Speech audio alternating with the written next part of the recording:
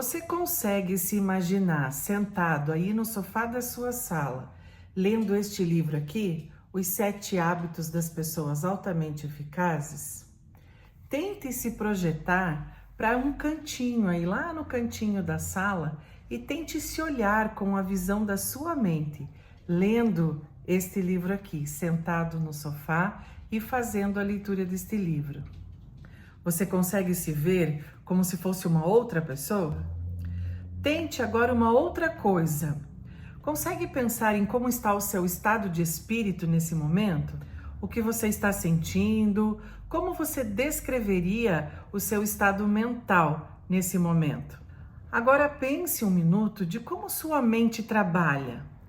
Esse trabalho mental, ele é tipicamente humano. Os animais não conseguem fazer esse exercício mental. Nós chamamos isso de consciência, ou a habilidade para pensar no nosso próprio processo de pensamento. Essa é a razão para o homem ter o domínio sobre seus próprios hábitos. O hábito número 1 é seja proativo. A proatividade, ela significa muito mais do que tomar a iniciativa. Ela implica em nós, como seres humanos, que nós somos responsáveis por nossas próprias vidas. Nosso comportamento resulta de decisões tomadas, não das condições externas. Temos a capacidade de subordinar os sentimentos aos valores. Possuímos iniciativa e responsabilidade suficientes para fazer os fatos acontecerem. Então, de nada adianta eu ficar reclamando das condições externas. Hoje o tempo não tá bom, as condições políticas do meu país não são favoráveis. Se a gente deixa que as condições externas tomem conta das nossas atitudes, das nossas ações, nós vivemos apenas sendo reativos aos acontecimentos, às situações que acontecem na nossa vida. E o hábito número 1 é justamente o contrário. Ele pede que nós sejamos proativos. A gente tem que pôr a proatividade como número 1 na nossa vida. As nossas ações não podem depender se o tempo está bom ou não, se as pessoas te tratam bem ou não. Faça chuva ou faça sol, a gente precisa avançar por causa dos nossos hábitos, dos nossos valores. Precisamos entender que tomar a iniciativa, ser proativo, não significa ser abusado, desagradável ou agressivo, e sim reconhecer a nossa responsabilidade de fazer com que as coisas aconteçam. Então, se eu quero que as coisas aconteçam na minha vida, não vou deixar as coisas exteriores interferirem nas minhas ações, nos meus hábitos, nos meus valores, e aí eu vou conseguir fazer com que a proatividade seja um hábito aí número 1 na minha vida. Agora, vamos fazer um outro exercício mental. Imagine você daqui a alguns anos em um velório, com os olhos da mente. Quando você entra no velório, percebe as flores, a música suave, você repara nos rostos dos amigos, da família, à medida que você entra. Sente que todos compartilham a dor da perda e a alegria de terem conhecido aquela pessoa. Aí, quando você chega um pouco mais próximo do caixão, você se depara com você, aí, deitado. É você mesmo. Esse é o seu velório. Aí você precisa parar para pensar. Que tipo de caráter gostaria que eles tivessem descrito de você? Todas as pessoas que estão ali, que tipo de caráter que você gostaria que as pessoas que estão ali, amigos, familiares, descrevessem de você? Quais as contribuições e conquistas você gostaria de ver recordadas? Olhe cuidadosamente para as pessoas à sua volta. Que papel você gostaria de ter desempenhado na vida delas? Esse é o hábito número 2. Comece com um objetivo em mente. Começar com um objetivo em mente significa começar tendo uma compreensão clara do destino, aonde você quer chegar. Significa saber para onde você está seguindo, de modo a compreender melhor onde está agora e dar os passos sempre na direção correta. Então você precisa pensar aonde eu quero chegar e quais os primeiros passos que eu preciso dar. Às vezes na nossa vida a gente quer resultados imediatos, a gente não quer dar passo a passo, a gente não quer seguir esse caminho que às vezes pode ser longo, pode ser sofrido, pode ser dolorido, mas a gente precisa pensar nesse passo a passo, dar o primeiro passo na direção correta, para um dia você chegar exatamente aonde você almejou estar. Para isso, é importante sim você ter uma missão pessoal, uma filosofia de vida, um credo. E não tem jeito. Estudar é difícil, trabalhar é difícil, crescer espiritualmente é difícil, mas como dizia Santa Teresinha do Menino Jesus, é justo que muito vale aquilo que muito custe. Agora pensemos o seguinte, o hábito número 1 diz, você é o Criador, você está no comando. O hábito número 2 consiste na primeira criação, ou criação mental. Você precisa criar aí na sua mente qual o seu objetivo, qual a sua meta pessoal.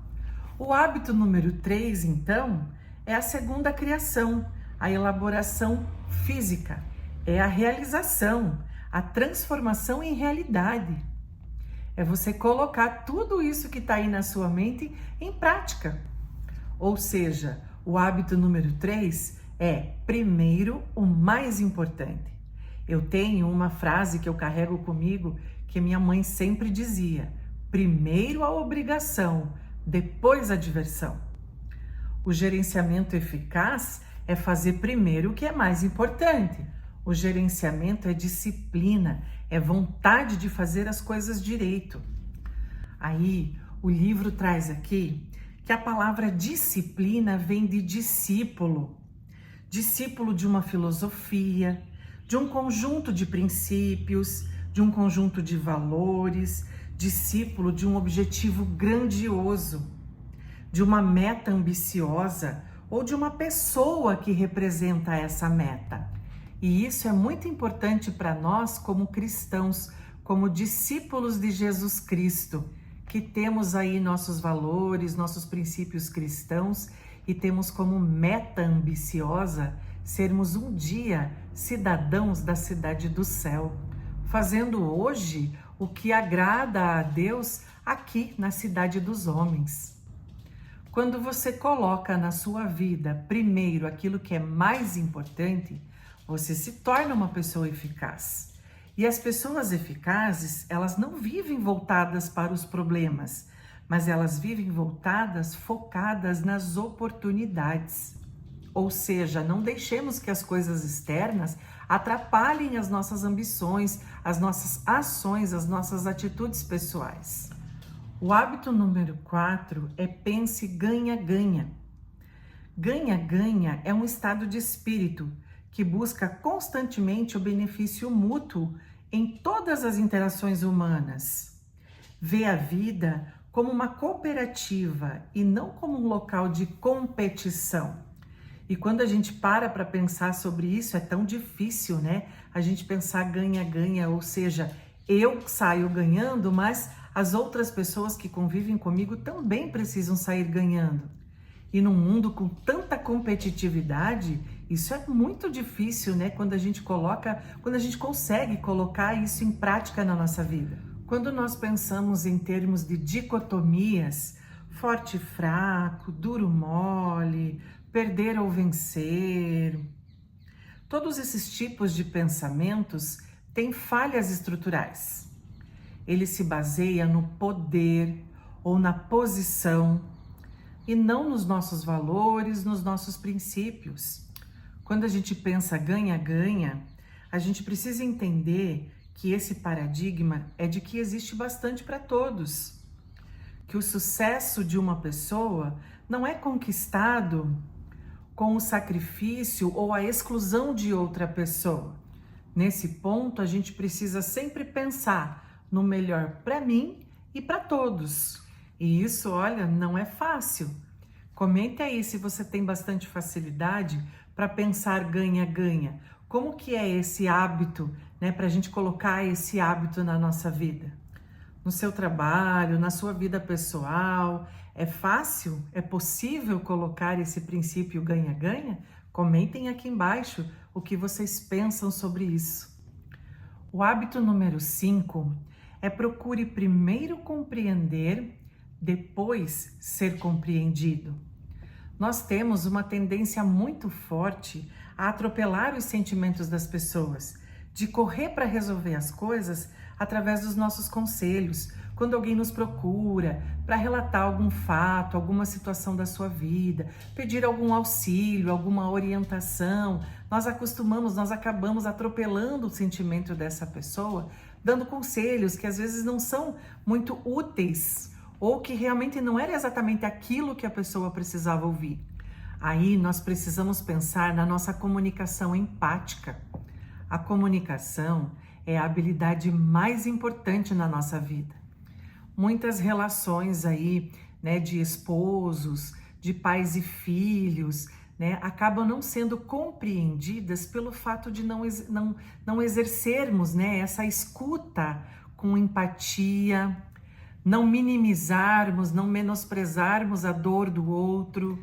A gente precisa entender o lado, a situação da outra pessoa, para que depois a gente possa compreender o que ela está sentindo e o que realmente ela precisa, qual o auxílio que ela precisa de nós nesse momento. E aí eu estou me colocando como escuta empática, e não tentar só que eu seja compreendida, mas que o outro também tenha, que a gente também consiga olhar o lado do outro. E isso é fácil? Novamente, é um hábito também difícil da gente conseguir, mas não é impossível. E aí entra mais uma vez os nossos valores, os nossos princípios que nos ajudam, que colaboram na construção desses 7 hábitos. O hábito número 6 é crie sinergia. Na natureza, a sinergia está em toda parte. Se você colocar 2 plantas lado a lado, as raízes se misturam e melhoram a qualidade do solo, de modo que as 2 plantas crescem melhor do que se estivessem separadas.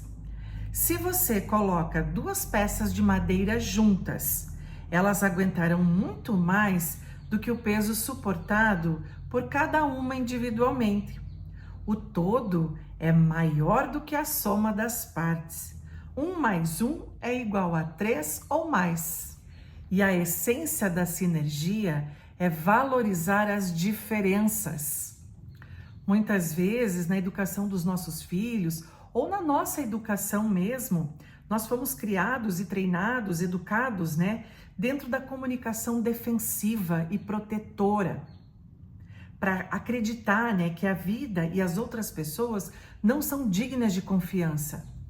Como resultado, é muito difícil a gente criar sinergia e colocar esses 7 hábitos das pessoas eficazes na nossa rotina, nas nossas ações, aí no nosso dia a dia. O hábito número 7 é o hábito que torna todos os outros hábitos possíveis, ou seja, afine o instrumento. Nós precisamos pensar na nossa vida como um todo. Vida saudável, equilibrada, a partir de 4 valores que são muito importantes para que a gente possa ter uma vida saudável. Na perspectiva espiritual, autonomia, perspectiva mental, ligação, nossa vida social, e tônica, nossa força física. Afine o instrumento significa basicamente expressar as 4 motivações, quer dizer, exercer as 4 dimensões da nossa natureza, com regularidade e consistência, de forma equilibrada e sensata. Por muitas vezes, nosso cérebro preguiçoso prefere não exercer nenhum tipo de hábito que possa exigir de nós algumas competências, principalmente quando a gente pensa nos nossos valores, nos nossos princípios. Então, quando eu li este livro, Os 7 Hábitos das Pessoas Altamente Eficazes, eu fiquei muito surpresa com a qualidade, né, da escrita desses 7 hábitos. E se realmente a gente consegue colocar esses 7 hábitos na nossa vida, com certeza a nossa vida muda muito. Faz muita diferença quando a gente quer se tornar aí pessoas mais eficazes. Eu espero muito que vocês tenham gostado de compartilhar comigo os 7 hábitos das pessoas altamente eficazes. Deixa aí o seu comentário, a sua curtida, compartilha com as pessoas que você quer também que sejam, né, que se tornem pessoas altamente eficazes.